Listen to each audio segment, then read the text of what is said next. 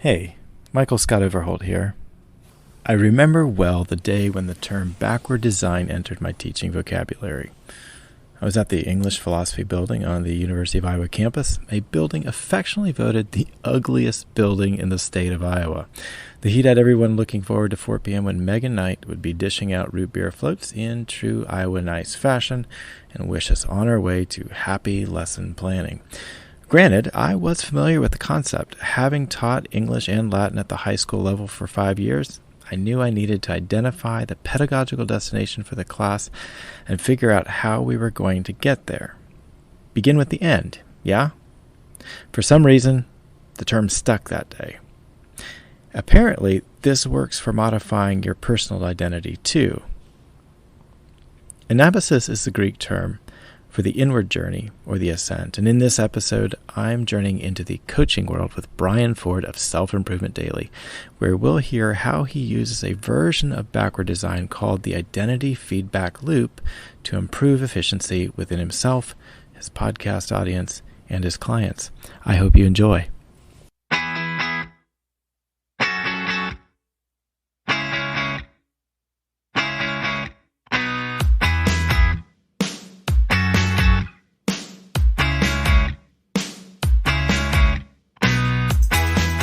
So my self-improvement philosophy really boils down to how do you weaponize and mechanize this subconscious transformation process? And that philosophy is consistency is key.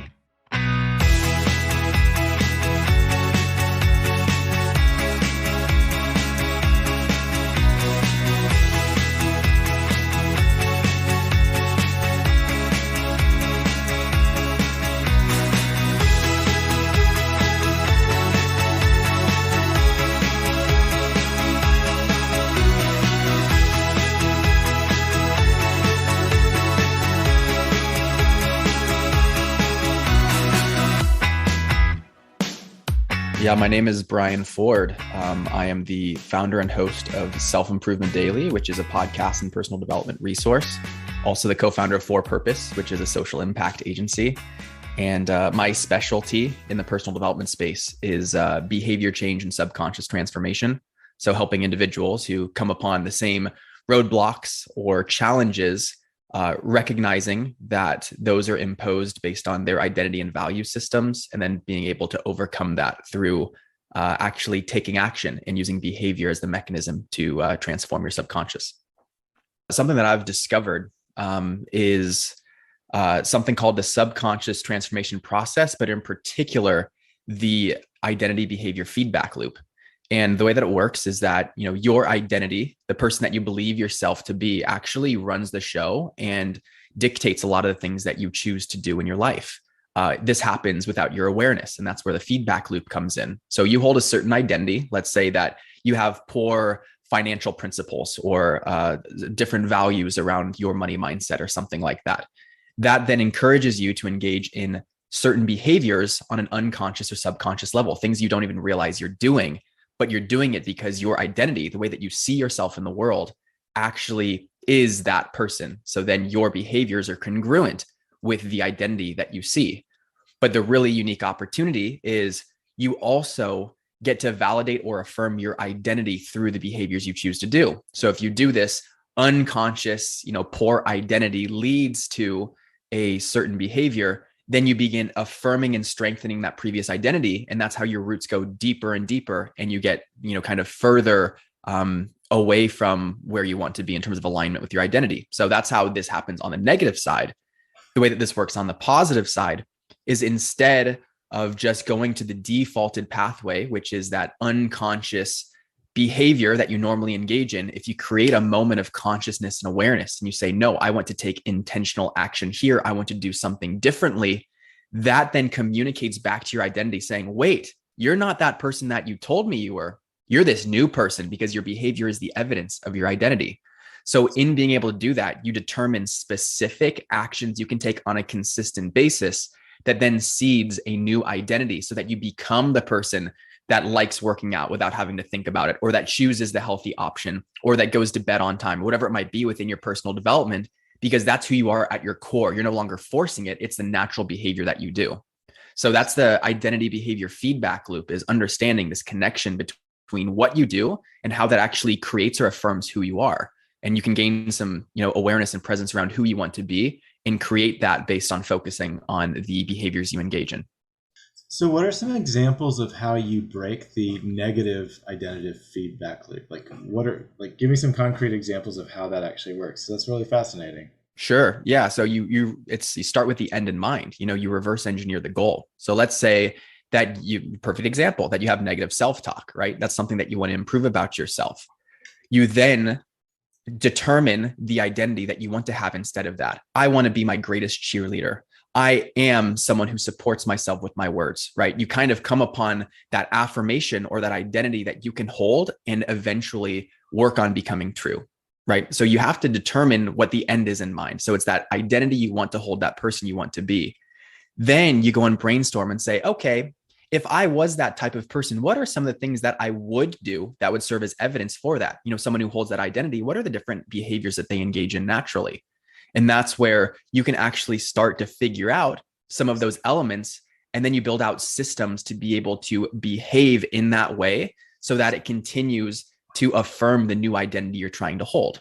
So in this case, if it's negative self-talk, you would say, oh, I'm, the affirmation of identity is I am my own greatest cheerleader. Then it's like, okay, what would your own greatest cheerleader do? If that was truly the case, what would it do? And you'd say, oh, well, every single day I would celebrate my wins for the day. That's one of the behaviors, is you'd celebrate your wins for the day.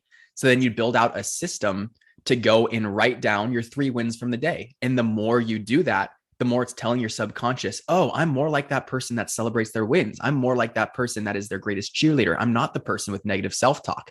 And over time, your identity starts to shift and you see that new identity that you've been seeding as your predominant identity, because your behavior has become the evidence of that. Your behavior has proven that's more like you than what you previously thought of yourself.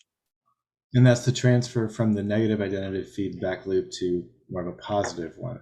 Right.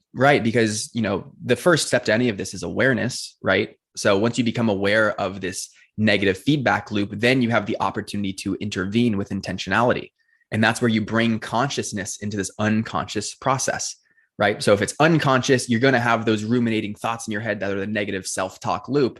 That's going to continue going on until you intervene. And once you realize that that's an issue, then you can have a choice with that awareness to do something different. That new behavior then seeds and affirms a different identity, right? So that's how the negative loop ends up being rewritten, is because it no longer is being affirmed by your behavior. Your behavior is suggesting something else. And through that cognitive dissonance, your identity then shifts to relieve that tension. Can you give an example of how this has been particularly helpful for you yourself? Sure. I mean, I'm my greatest test subject on this, right? There's been a number of different things that have really changed. For the greatest example, and this really puts it into perspective, is my reading habit. I grew up with reading comprehension issues. I was always a good student, but my main challenge was reading comprehension. And over time, when you fail and you kind of get feedback from the world that says, oh, you're not good at this, you're not passing these tests as well, this is where you're deficient, whatever it is, that then fills that identity that was cultivating over time, which is, oh, I'm just not good at reading. I'm not a good reader. I can learn in other ways. That's not my way of reading, right? And that's the comfortable thing to do.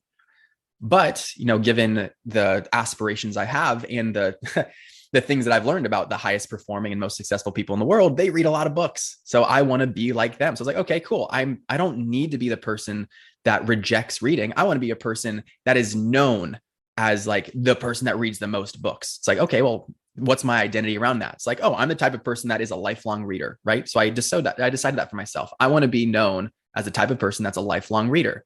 So then what I did was well, what would a lifelong reader do? It's like, well, they'd read every single day. So then I just committed to a baseline habit of reading only 2 pages every single day, or I should say at least 2 pages every single day, to keep the barrier to entry low so that you can be consistent with that behavior. Because, what's important with this subconscious transformation process is the strength of it is not a matter of the volume or the complexity or the amount of the activity that you're doing. What's more important is the frequency of that behavior. So doing 2 pages every day is worth more than 20 pages on one day in this subconscious transformation process. So lowering the barrier to entry, committing to 2 pages every single day, doing that for a few years and having read however many books because of that, because you get started in your habit and then you end up reading 15 pages or a chapter and you just keep on peeling the pages. And then like that's all just extra cherries on top for your habit.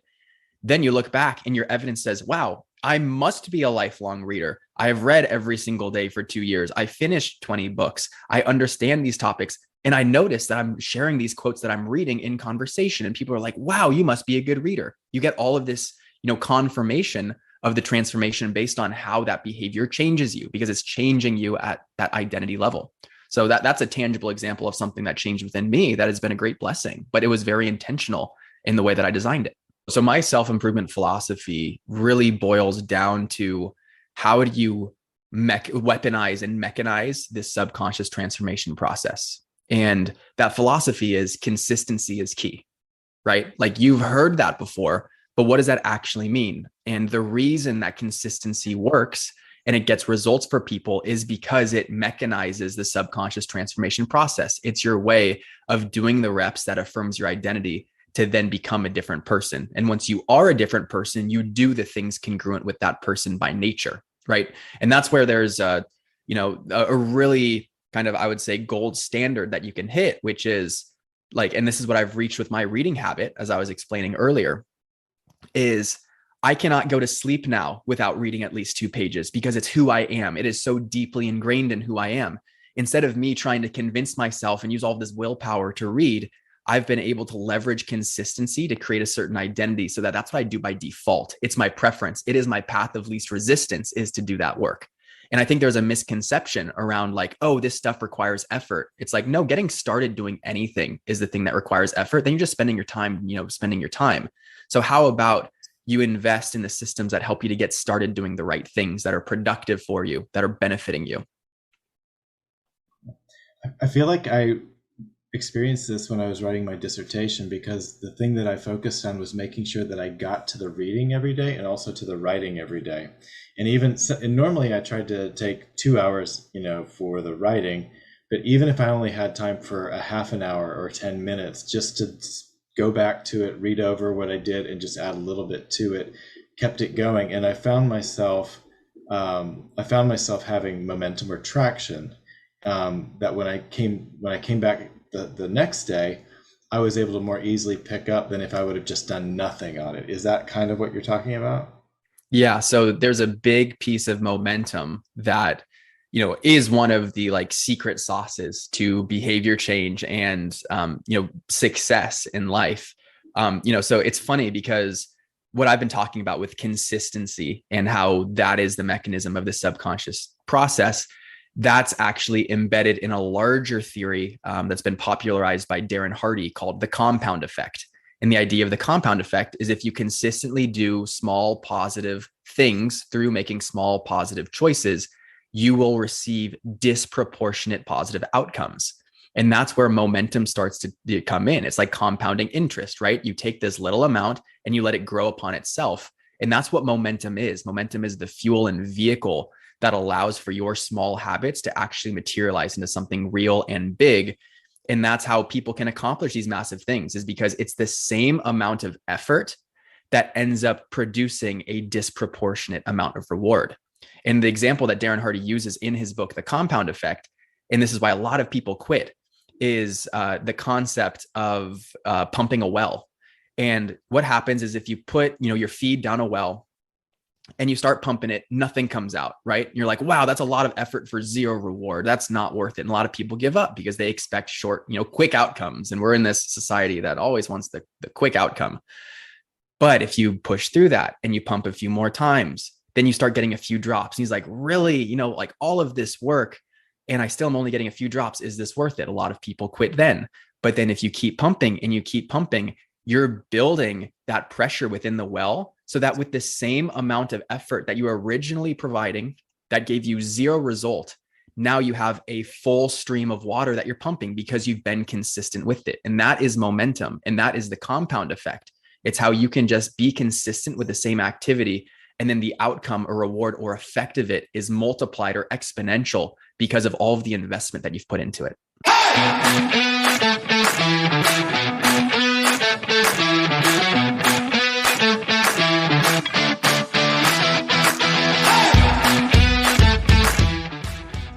Does your coaching strategy differ from your self-improvement philosophy? Yeah, my philosophy in terms of my core personal self-improvement versus my coaching philosophy is exactly the same. So I only want to share the things with other people that I know to work for myself. And that does become limiting in certain aspects because my personality type is more receptive to doing things certain ways. For example, I'm very structured in the way that I like planning my days and organizing my habits and stuff like that. Some people prefer more spontaneity or room for that. But, the way that I accommodate for that is by educating them on the core philosophy so that they have enough to be dangerous to implement it for themselves, and then working with them to understand the context of their preferences in their life so that they can actually use the infrastructure and tools and general guidelines to customize it for themselves. So that's where I really help teach this broader approach that I've known to be true based on my own life.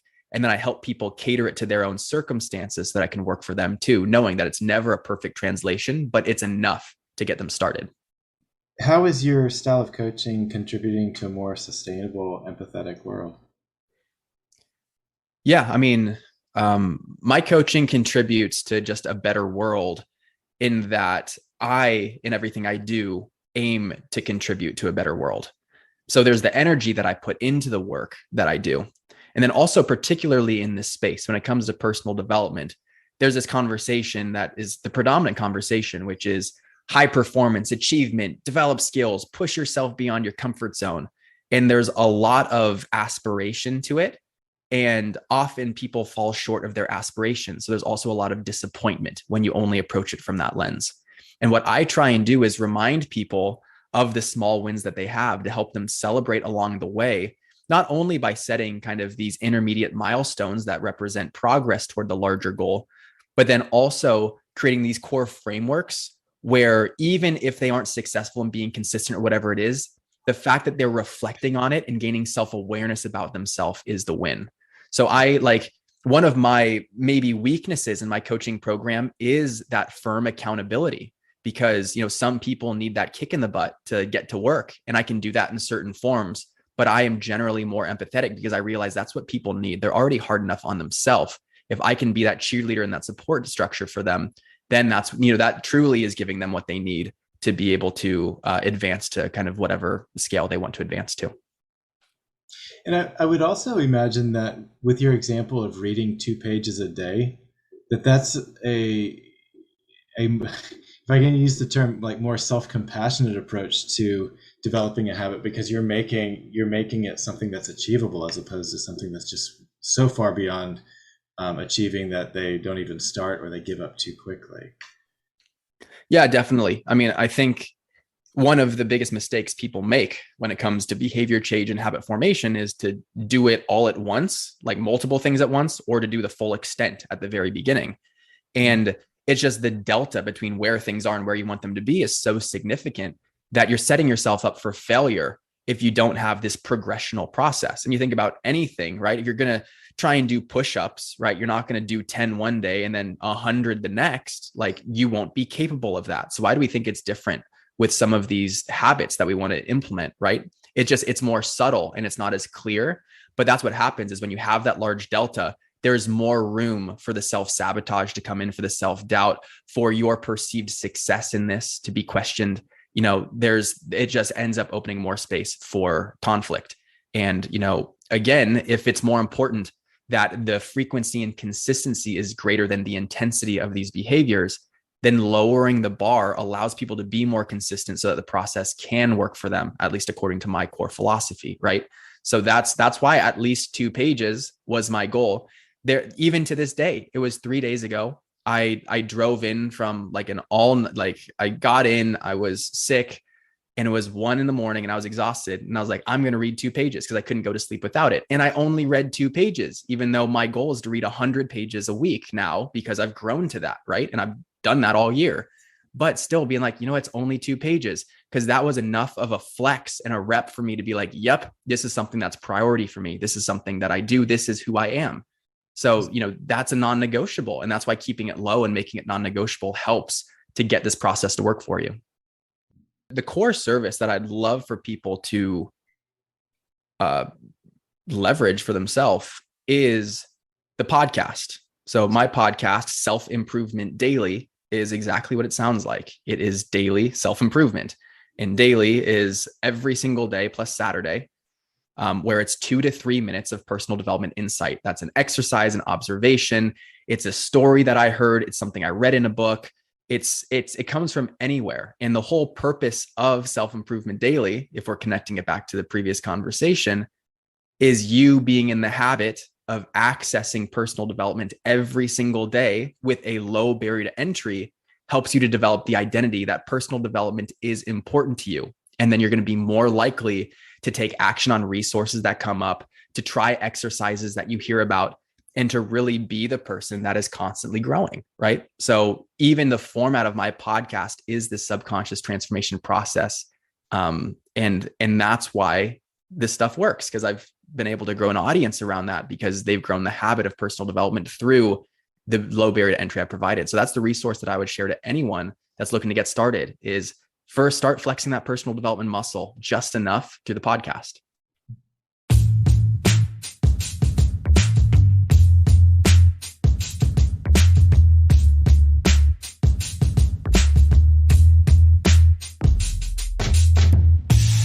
What's inspiring you now? I did a core values assessment recently with a mentor. And the core value that came up strongest for me in this process was the word possibility. And what possibility means to me is the things that are yet to happen that are within grasp. You're going to have to work hard to get there, and it's not going to be easy, but just knowing that you're capable of something like that, that's at the scale and magnitude that you dream of. That's what inspires me, because I have some insight into, envision into, the things I want to create, the things I want to be involved in, the people I want to support, and just getting little breadcrumbs of that possibility being, a probability. And that's kind of I have a philosophy too, where it's, a possibility is the dream, a probability is when you start taking action on it. Then it just becomes a game of numbers, right? Because either you do or you don't, but at least now it's mathematical because you've started. Being able to be inspired by that vision, converting that to a probability and seeing if I can materialize it into my life. That's what's really inspiring me. It's just nothing is too big to dream about kind of approach.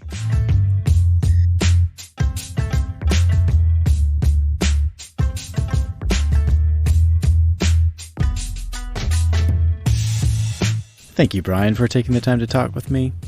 To learn more about Brian's company, go to selfimprovementdailytips.com, where you can find his podcast and the chance to work one-on-one with Brian. If you found this conversation beneficial, please subscribe to my podcast so you don't miss an episode. On September 7th, I'll drop the next one with Professor Jeff Willey of Jeff Willey Leadership. Thank you for listening.